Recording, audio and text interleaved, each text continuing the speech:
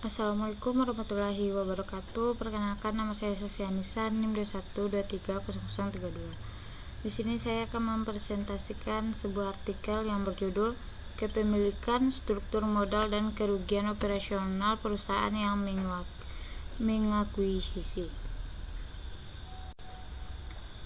Di sini ada pembahasan teori.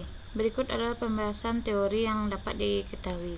1. Teori kepemilikan. Studi ini menyelidiki perbedaan antara perusahaan milik negara dan bukan milik negara dalam hal kemungkinan mengalami kerugian operasi setelah akuisisi. Yang kedua, teori struktur modal. Peningkatan leverage keuangan ditemukan meningkatkan kemungkinan terjadinya kerugian operasional pasca akuisisi, menunjukkan bahwa biaya utang mungkin melebihi manfaatnya. Yang ketiga, teori tata kelolaan perusahaan. Kepemilikan terkonsentrasi dipandang sebagai mekanisme tata kelolaan perusahaan yang efektif untuk meningkatkan kinerja pasca akuisisi di pasar modal yang sedang berkembang. Yang keempat, teori pengukuran kinerja. Penggunaan ukuran kerugian operasional dianggap lebih baik dalam menangkap kinerja aktual pasca akuisisi dibandingkan dengan ukuran berbasis pasar saham. Ukuran kerugian operasional dianggap kurang sensitif terhadap inflasi, diskresi manajerial, dan konvensi akuntansi. Selanjutnya, kasus yang dibahas.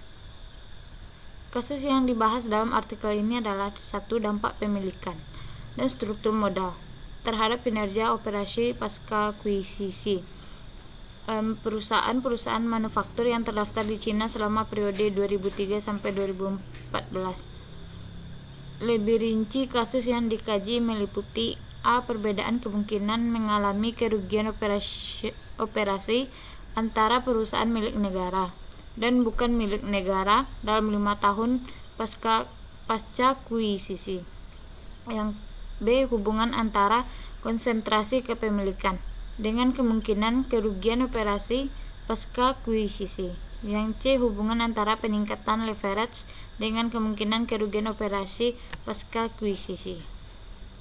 Selanjutnya, objek penelitian. 1. Perusahaan manufaktur yang terdaftar di pasar modal Cina dan melakukan aktivitas manajer dan akuisisi selama periode 2003 sampai 2014. Yang kedua, lebih spesifik, objek penelitiannya adalah A. Perusahaan milik negara, yang B. Perusahaan bukan milik negara.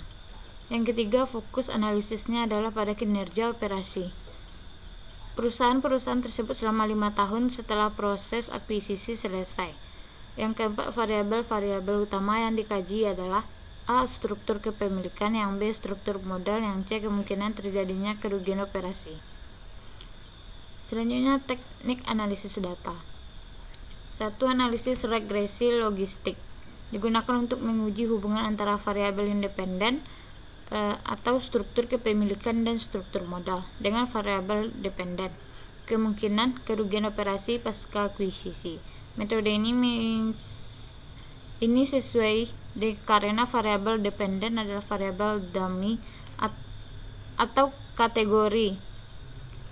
Yang kedua, analisis perbandingan kelompok. Dilakukan perbandingan kinerja pasca akuisisi antara perusahaan milik negara dan bukan milik negara.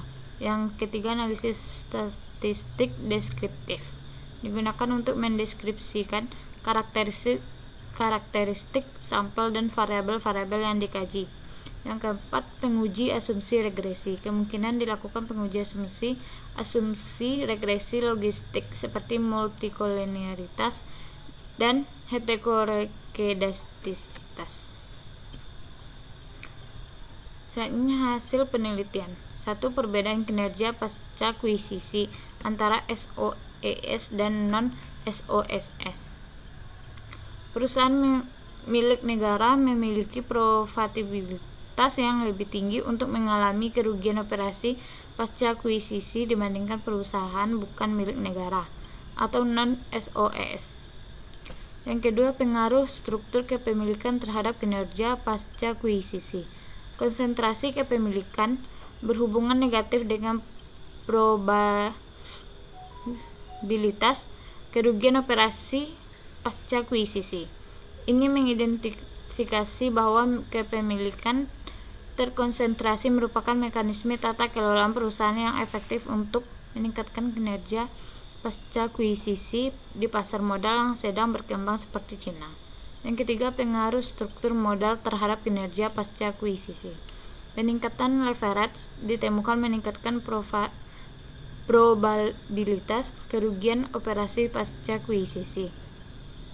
Hal ini menunjukkan bahwa biaya utang mungkin melebihi manfaatnya sehingga berdampak negatif pada kinerja operasi pasca kuisisi. Baik, terima kasih. Itu yang dapat saya sampaikan. Jika ada salah, saya mohon maaf. Wassalamualaikum warahmatullahi wabarakatuh.